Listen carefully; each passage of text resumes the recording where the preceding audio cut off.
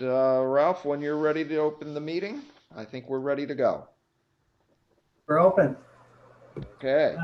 So my understanding is we didn't actually have a meeting last time, so we have minutes. We had a meeting, but Ah, the three members who were present made it very short by opening the meeting, approving the minutes from the August meeting, and postponing discussion on the code amendments until tonight. okay. Sorry, I messed up last month. Totally. It's on my calendar. Yeah, well, life happens. Yes, it does. Um, So yes, there in the packet is draft minutes that I just summarized. And I make a motion to approve the minutes from last month's meeting. Second.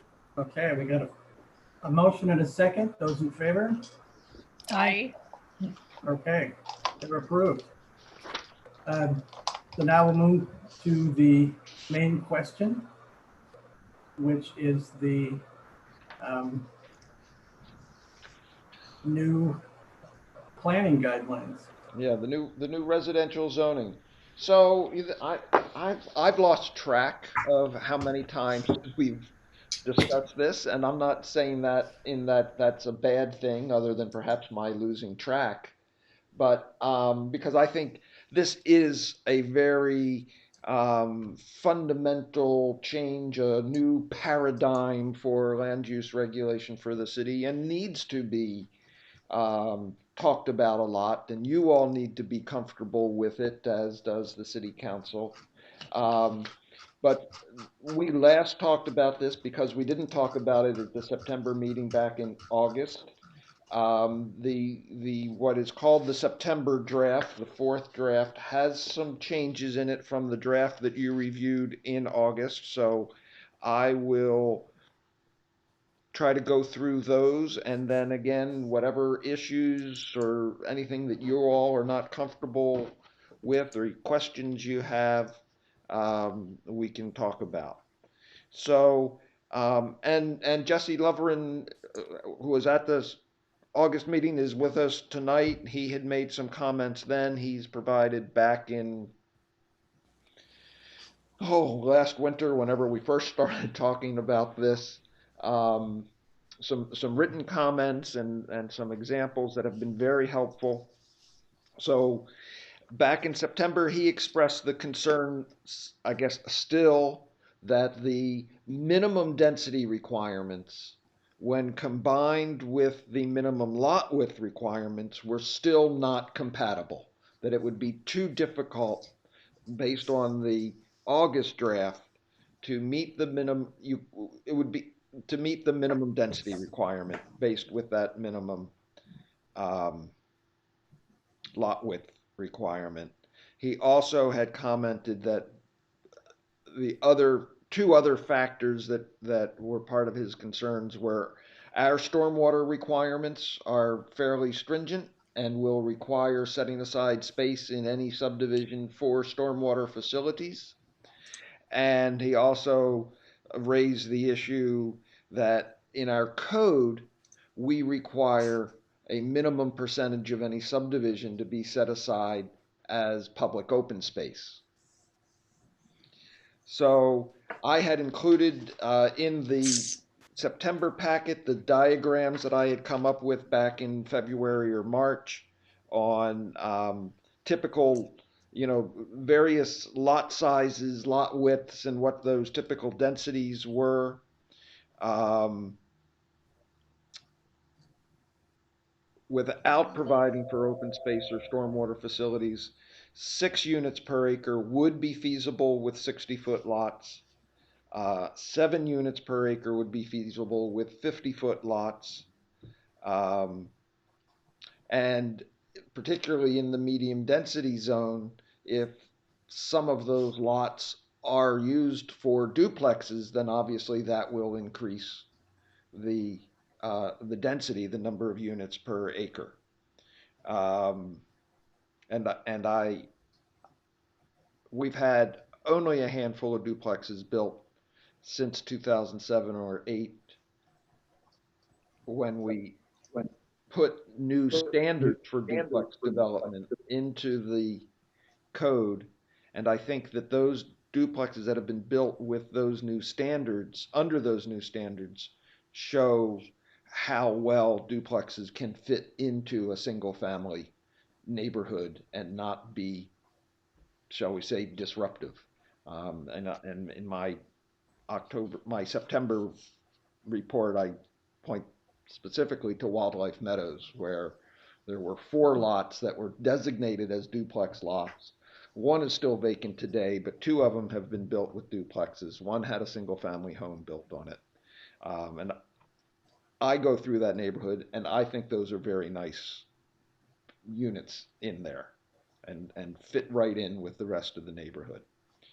Um, so I leave it to you to look at those diagrams, um, decide whether you want to reduce the lot width requirements further, or whether or reduce the minimum density requirement.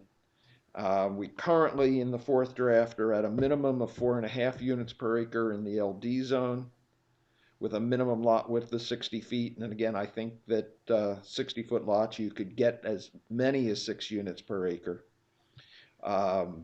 7,200 square foot lots at 60 by 120 provides about 5 units per acre if you wanted to, or 4.8. So again, that meets the 4.5 standard. And in the MD zone, with a minimum of 7 units per acre and a minimum lot width of 50 feet, I think that's achievable. Again, 50 by 90 lots, 4,500 square foot lots meets the 7.3 units per acre.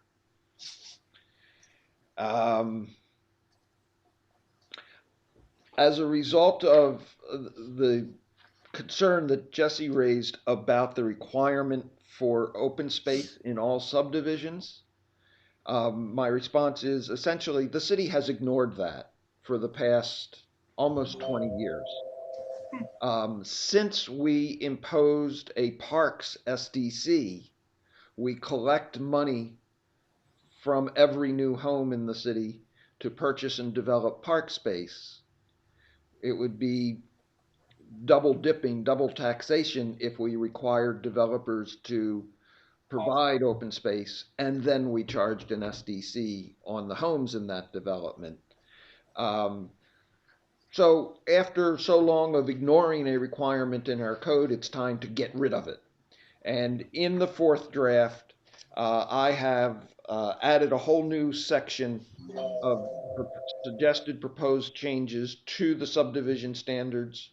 Most of them are just dealing with procedural things. Again, things that as staff I have ignored. Since we got into the digital age, I no longer require applicants to submit 3 paper copies of their plans and 11 reduced copies and 5 copies of the TIA. So all of that's been stricken. But on a policy basis, is getting rid of the blanket requirement that all subdivisions provide 5% of their area for open space, and instead substituting that says that a subdivision or partition plan shall include that is within an area that our parks master plan says we should have a new park. In that case, then they will dedicate space. And if the space that we require them to dedicate is more than what their proportional demand for open space would be based on the size of the development, then they will be reimbursed by the city. And that reimbursement will be through credits to the parks SDC, which is essentially what we've been doing for the past, well, the time that I've been here. Let's call it the past 15 years. Um, uh, Again, Wildlife Meadows, that was a master plan development, so they needed to create open space. So I don't think they got a a Parks SDC. Well, they did. They got a Parks SDC credit that was reimbursement not for the dedication of the land, but for the improvement, the cost of the improvement they made to that land. They put in a paved 12-foot wide multi-use path. So they received a partial Parks SDC credit for their expense in providing that public facility for the city. Um, the other subdivisions that have been recorded since 2000 have not provided open space. I'm not, maybe going back to 2000. Again, there were some master plan developments that had open space, but the ones that were not, there has not been an open space requirement imposed. So that's really a review of my memo. Um, I think you as a group need to decide uh, what lot width requirement you're comfortable with, you know, and looking at those examples that I provided to you back at the, I think it was the July meeting, or maybe it was the August meeting of the 6 or 7 subdivision examples, and or what minimum density standard you want to require, and how do we balance those two so that they work. Can we talk about the stormwater? I know that's not our department, but can you explain that a little bit? I was at a property on Fox, and half their yard was, now they have a lot of concrete. It's a big house on a small lot, and it does have a lot of concrete, big driveway. Yep. But half their backyard was stormwater runoff. Yep. It's a little crazy sauce. Right. So can you talk about that a little bit? Sure. In, in since the time I've been here, Okay. so the past essentially 15 years, the Santiam Water Control District, who is the owner and manager of the canals that go through town, has been complaining about urban stormwater going into their irrigation canals. They have publicly said 2 different concerns. One is when Congress wrote the Clean Water Act back in 1968 or 70, they exempted agricultural discharge into water bodies from regulation. Okay. My editorial comment, no matter how polluted with herbicides, fertilizer, insecticides, end of editorial comment, is exempt from regulation. So therefore, no matter how polluted the water in that canal might be by runoff from farm fields, they're exempt from the Clean Water Act. Their concern is if there's urban runoff in their ditch, they may lose that exemption. Hmm. Secondly, there are portions of their ditch system, specifically the Salem ditch, Right there. north of Shaft Road, Okay. where Golf Club Road goes out to the highway, that currently flood. So therefore, they, regardless of how clean our stormwater might be, they don't want any more stormwater in their ditch. Okay.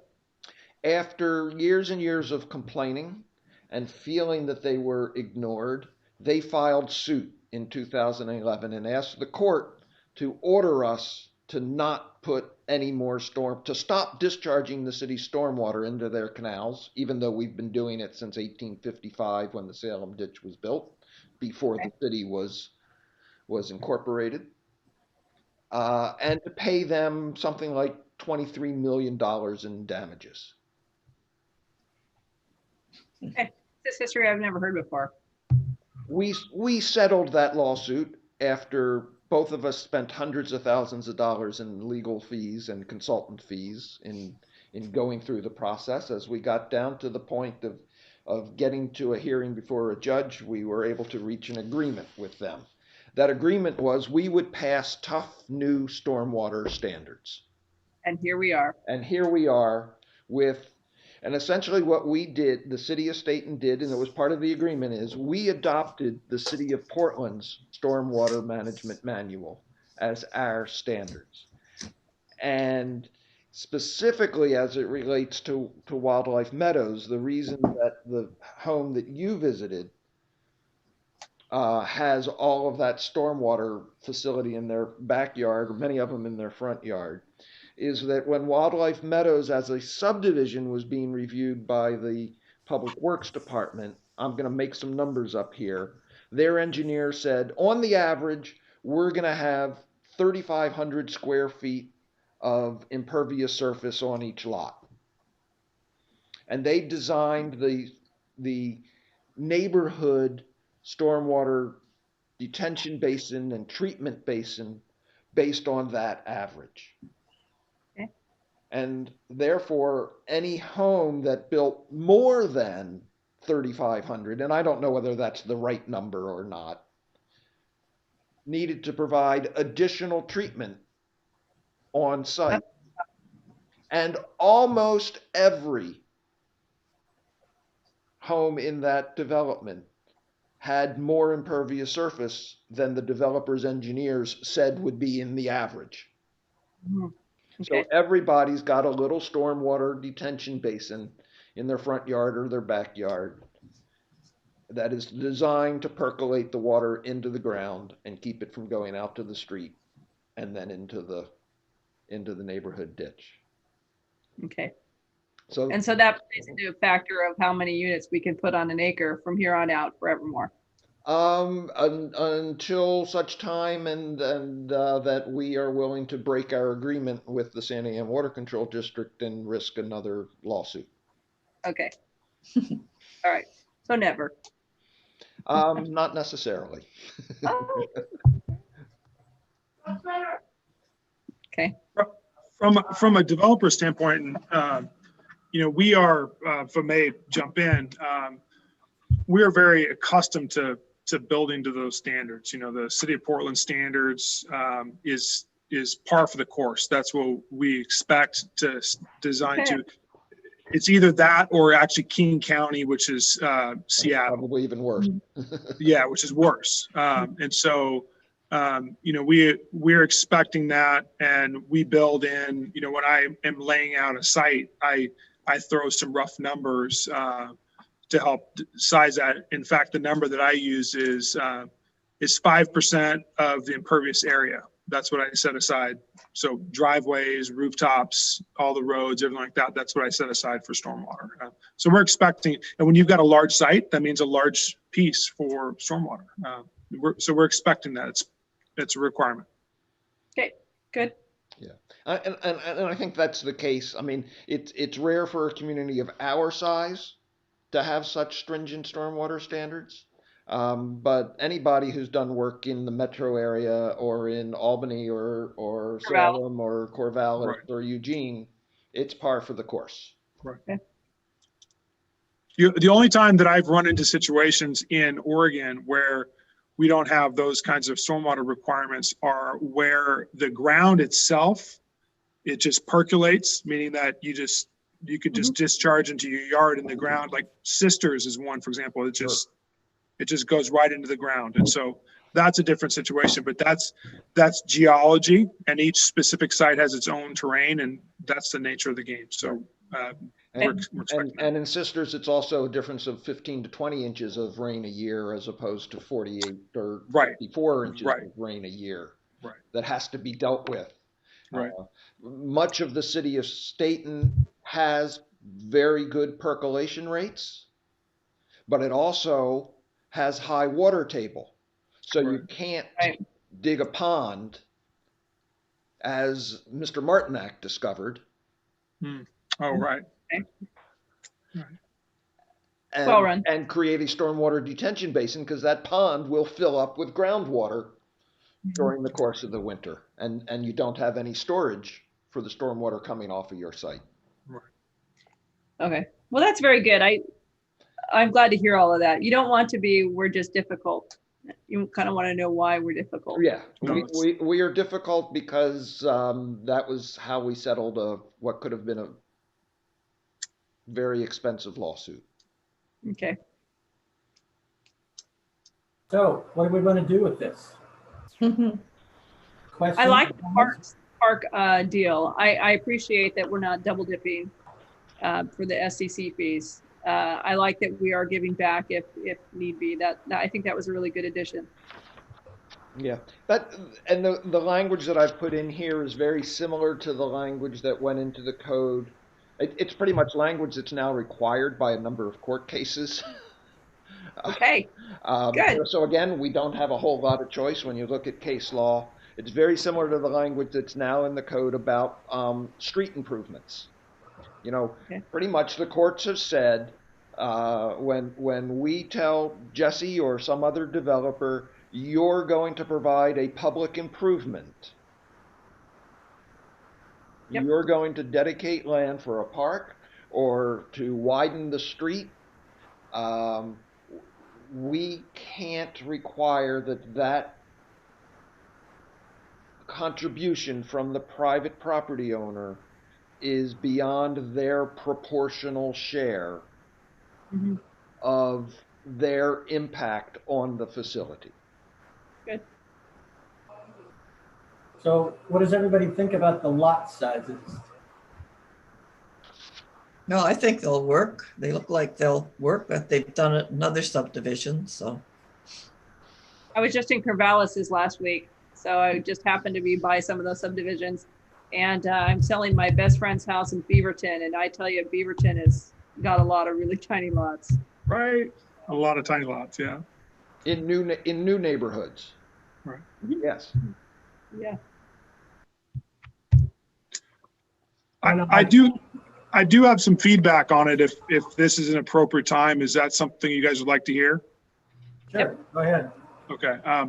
First of all, I do want to say, as I've mentioned before, I really appreciate the opportunity to have a dialogue. It's really welcome to be able to talk with a planning commission like yourselves and kind of work through these issues. So I really appreciate that.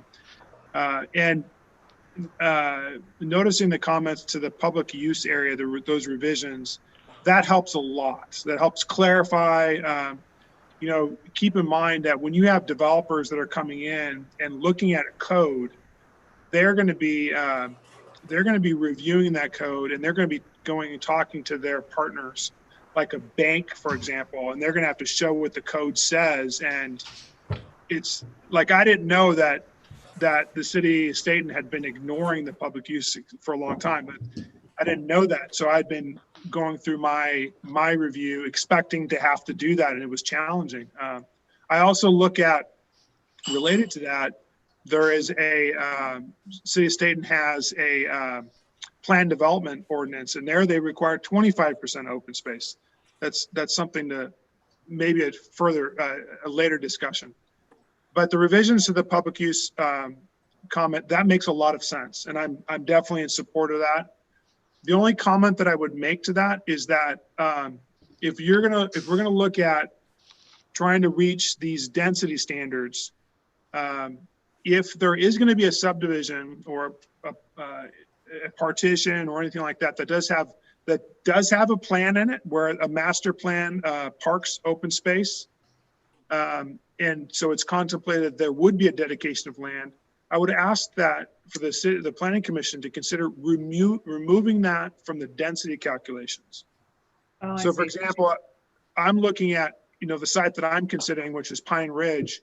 And I believe that is actually on the master plans for, I think, like a 4-acre park. At least. And so definitely we can work that into the calculations, but I wouldn't want to have to remove 4 acres for a park and still be held to a density standard as if that 4 acres were available for development. So that's just something and I'd be glad to talk about that a little bit more.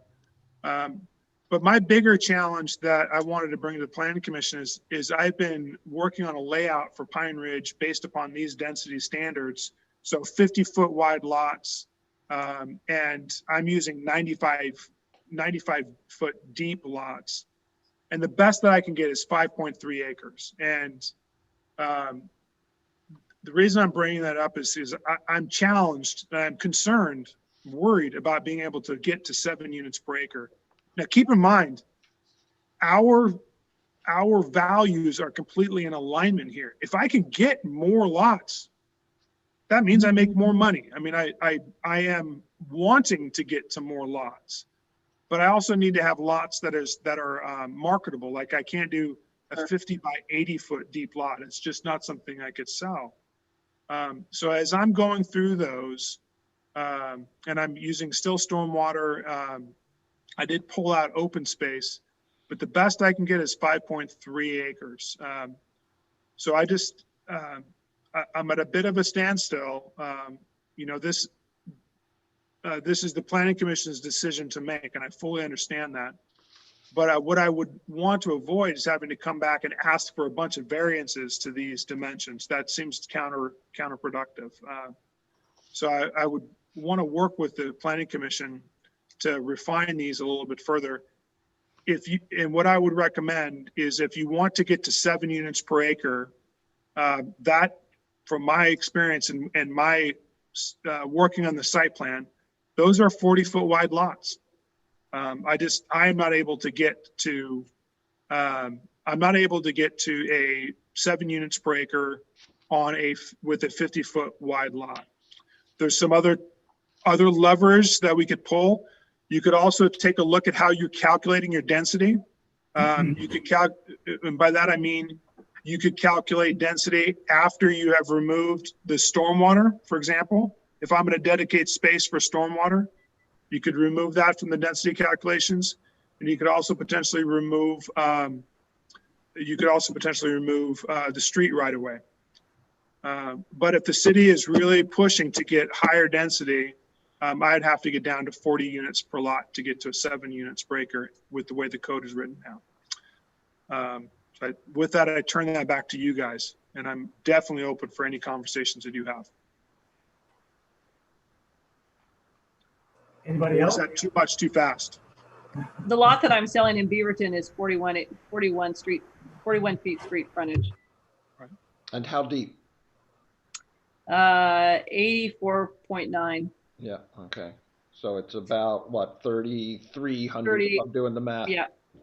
Yep. Yeah. Yep. 8485 square feet lot. And it doesn't look weird. It looks normal. The one thing about that particular neighborhood though, the street parking's terrible. There isn't enough places to put cars in that neighborhood. Right. Right. You get to if you get below 40 feet of frontage, 20 of that is taken up with your driveway apron. Right. So that leaves one on-street parking space in front of each house. I mean, You know, what you have the reality. parents and a teenage kid, the neighborhood is all cars. Right. And even if you have a 2-car garage, chances are good it's filled up with stuff other than automobiles. Yes. But keep in mind, you are setting the planning commission has contemplated a density standard of 7 units per acre. That is high density. I mean, you know, you could go much higher with multifamily and things like that. When you're talking single family detached, 7 units per acre that's a high density target, and you start to encounter these issues of parking and issues like that. Mm-hmm. So my own personal belief is that 50 is as small as I could in my heart go for this town. That's actually cutting in half what we have in a lot of neighborhoods right now. And 50 is a fantastic lot size. I'm all support of that. I can't deliver the city of Stayton 7 units. I could deliver 5 units per acre. I could do that, but I don't think I could do 7. So we need to change that. Yeah. Jesse, I'm captivated by your suggestion that in doing the density calculation, don't include land dedicated to the public, whether it's for stormwater, parks, other than streets. Include the street right of way. So it's not just pure net density, but to take out the stormwater and any park or open space dedication to the public. Do you think 7 is achievable with a 50-foot lot? I tell you what, why don't I, if you guys are open to this, why don't I draft up a site plan, a real world example, of the Great. site plan that I'm looking at. And again, and this would be for workshop purposes. This isn't a full land use application. Right. But I could submit this to you guys and we could see what it is. And again, keep in mind, our goals are in alignment. I want more density too. And so I'd be glad to draft that up and to show you what a site plan 50, and I would use 50 by 90 foot, 50 by 95 foot deep lots. And I would draft that and I would show you guys what that looks like. Does that, and what I can do that relatively quickly. I could have that done within a week. And then Dan, I would send that to you guys and we could talk about that. And I could do many different iterations of that if you want. And in fact, what I would do, Dan, is I'll put together a plan of that, doing exactly what you're saying, where I pull out from the density calcs all of the different open space, so the water quality, anything like that, and then send that to you. And you can take a look at that and tell me if you want me to revise the way I'm calculating it. I'd be glad to work with you iteratively. How's that Sounds sound? good to me. I just work here. Useful. I don't get a say. I think that would be useful. Looking at what I just sold in Beaverton, once you got under 40, it was awkward in that neighborhood with the parking. So yeah, I'd like to see it at 50, what that looks like. Okay. I think that would be great. Okay, I'll do that. I do want to emphasize, because I know this is a recorded call and this is going to be out there in the public, that my purpose for doing this workshop is, or doing this exhibit would be just for the sake of this workshop. It is not a public application of any kind. I just want to make sure that everybody's aware of that. Certainly. Well, I think Certainly. the reality is we're volunteers and we obviously love the community and we want it to look good, but we are just volunteers. We don't draft up subdivisions very often. So Right. we're happy to have extra help, frankly. Okay. I think. Yeah, great idea. Okay. Well, I will do that. I'll do that. I've been tinkering on that quite a bit. So I think I could get something to you within a week from now.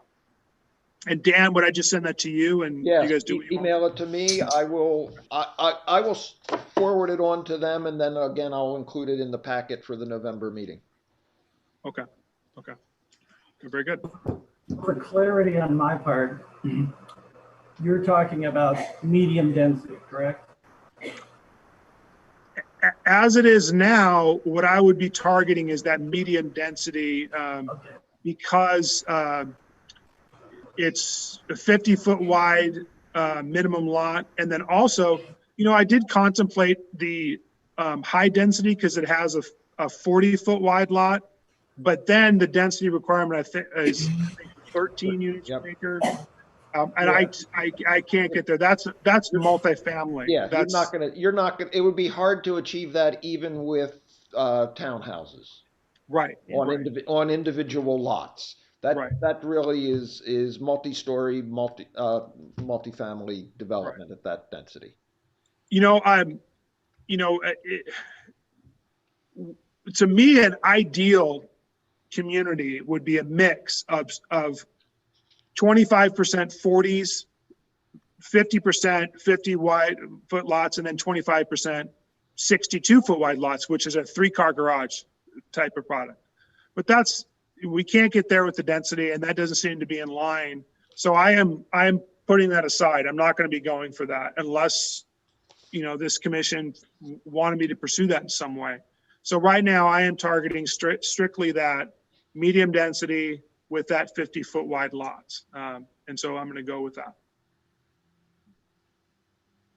Okay. Does anyone have anything else? Do you want to? Taco Bell's being built, so that's keep good. this going. Yeah, I saw that. Are there any other issues or concerns that planning commissioners have about anything else that's in the package of amendments? Nope. No. Good. No, No, At this point, I am scheduled for November 16th meeting of the city council to make a presentation on what we've been up to. As we've talked about, I'm concerned with us proceeding down, starting the adoption process and putting it in front of the city council for the first time at their public hearing. So Okay. um, I've got a staff report that's, I'd say, probably 90% written, and I've been working on a slideshow to go along with it. Um, and We be at that meeting? well, it's yes. If you Okay. would like to participate in that meeting, Okay. I will send you the link, or any of you, if you'd like to participate in Okay. that meeting. I will first get the blessing to do so from the city manager's office, but I can't imagine he would withhold that, and send you the link to participate. Otherwise, you're free to watch it being live streamed on YouTube. Okay. They've been they've been uh, they've been very concerned about people participating inappropriately Oh, shoot. on Zoom. Like, if you looked at the packet early enough after I sent out the notice, you will have seen that I had the web address to participate and the password. And Friday, I got a call from the city manager saying, "Get that off of there," because he's too worried about people Zoom bombing and doing who knows what. And so I had to revise the agenda to pull that off and said, if you want to participate, contact me, and repost the packet. I guess somebody was in some some city employee was in some Zoom meeting with somebody, and they did get Zoom bombed with very inappropriate material. It happens. I have two daughters that are doing school remotely, and one of them had their classes got bombed by some random person. Yep. And it was quite disturbing. So Yep. I think that is, for the amount of inconvenience, I think it is a very worthwhile thing to do. Yep. All right, good. So I guess we'll, unless you have anything else, I will get Jesse's What a night. examples. We'll put this back on the agenda for November 30th. Just so you know, we will have two public hearings that night. One is on an application for a zone map amendment, and one will be on beginning the process of adopting our new wastewater master plan, for which Heidi and Ralph were on the Citizen Advisory Committee. And then, so we'll have those public hearings. Again, I don't expect we'll have participation from the public at either one of those. We'll see. I have not sent the notice out for the zone map amendment yet. And then we'll move on to what I hope will be the final discussion of these. But I said that a couple months ago too. And that's fine. And like I said, I think it's important that it's more important that we get it right than we get it Yeah. done. Yeah, yeah. And Getting very close. It's very close. And there's no sense in getting something adopted and then 4 months later realizing we need to change it. Right. Let's take that time now. Good. Mhm. so does anybody have anything else? Nope. No, Then should we adjourn? we should. We should, and Yeah. it is 7:40. Okay, Then we're adjourned. all right. Okay, thank you. We'll see you again on November 30th. All right. Yeah. Thank you, Dan. And I'll send that to you guys. Thank you. Okay. Super. Mhm. Bye-bye. Bye. Bye. Bye. Thanks.